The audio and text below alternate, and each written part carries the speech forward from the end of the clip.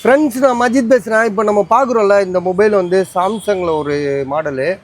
சாம்சங்கில் என்ன மாடல்னு பார்த்தீங்கன்னா,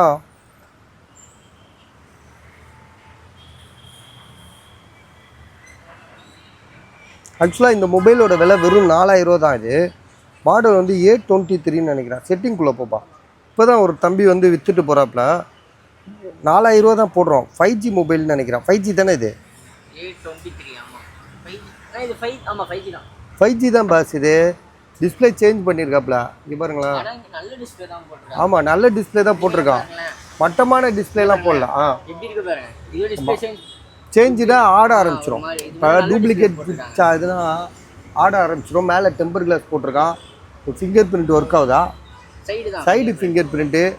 ஜிபி வந்து எவ்வளோ பாரு.